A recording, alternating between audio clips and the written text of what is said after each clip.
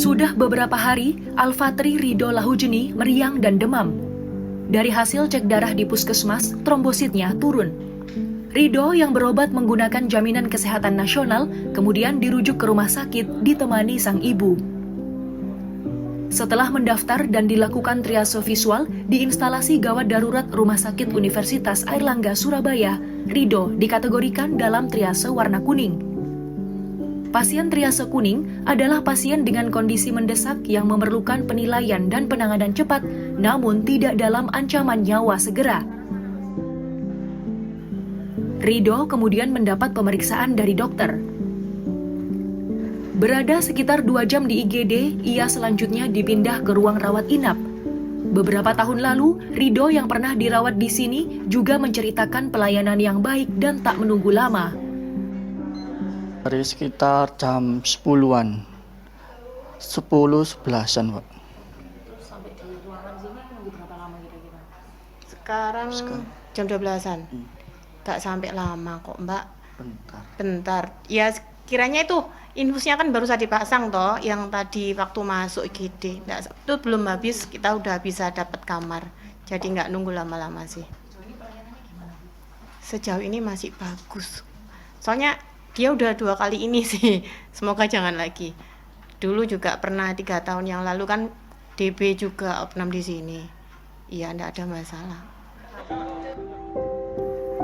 Di RS Unair, persentase pasien yang menggunakan JKN mencapai 85%, sementara 15% lainnya adalah pasien umum. Tak ada perbedaan pelayanan antara keduanya. Sesuai SOP, rata-rata total target waktu pasien di IGD sampai rawat inap selama 2 jam. Namun untuk pasien triase merah dalam ancaman nyawa segera harus distabilisasi terlebih dahulu di IGD, sehingga SOP selama 2 jam tidak berlaku. Pasti tidak dibedakan antara umum dengan BPJS dan kami ada standarnya. Yang kami utamakan lebih pada bagaimana menangani penyakitnya. Kalau memang gawat darurat dan belum layak untuk ditransport ke rawat inap, maka kami stabilkan dulu di gawat darurat atau di unit gawat darurat.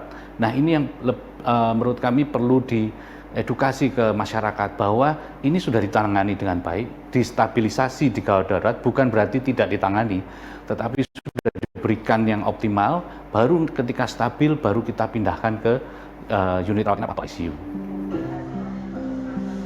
Pada beberapa musim atau wabah, pasien bisa datang bersamaan, sementara ruangan terbatas. Pihak RS berupaya memberikan pelayanan di IGD seoptimal mungkin.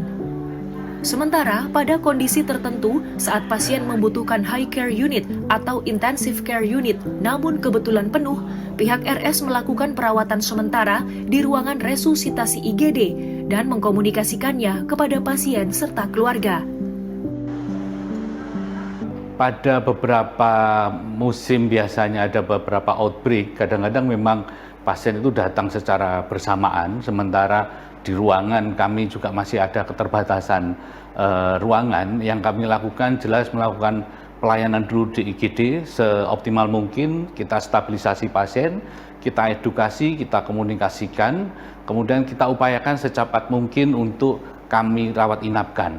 Tapi pada kondisi tertentu di mana pasien memerlukan high care unit atau memerlukan ICU, di mana kebetulan ICU kita misalkan penuh, maka kami lakukan perawatan sementara di ruang resusitasi di unit gawat darurat, dan itu selalu kami komunikasikan dan kami edukasi kepada pasien. Bila terpaksa, kami akan kerjasama dengan rumah sakit lain atau mencari HCU atau ICU rumah sakit lain yang mungkin lebih longgar. Dengan adanya JKN, akses masyarakat ke fasilitas kesehatan menjadi lebih mudah.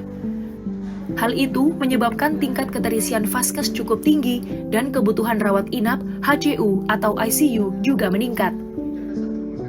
Lagi pelayanan berkualitas itu yang dibutuhkan, bukan yang diinginkan. Kalau diinginkan ya ini yang bisa menjadi miskomunikasi di lapangan. Selalu tuh pasien tuh inginnya begini, tapi yang dibutuhkan itu. Kalau misalkan operasi itu efektif, Pak. Misalkan memang bisa ditunggu 4 hari, memang itu antrian, ya ini memang yang dibutuhkan. Tapi kalau ini emergency, seperti tadi ini kita harus edukasi bersama-sama apa namanya peserta atau masyarakat ini, dan mengedukasinya jangan milih kayak kemarin tuh seperti dibilang milih empati. Saya juga kalau ngasih tahu ya ini ya apa namanya diterima, karena bahasanya adalah bahasa rakyat ini kan apa namanya perlu, tapi jangan berlebihan bilang. Sebelumnya, beberapa waktu lalu viral di media sosial, seorang pasien JKN mengeluhkan waktu tunggu 8 jam karena keterbatasan ruangan HCU di RSUP Nasional Dr. Cipto Mangunkusumo, Jakarta Pusat. Keluhan itu mendapat hujatan dari sejumlah oknum tenaga kesehatan. Kansata Marindora, Gancar Wicaksono, Surabaya, Jawa Timur.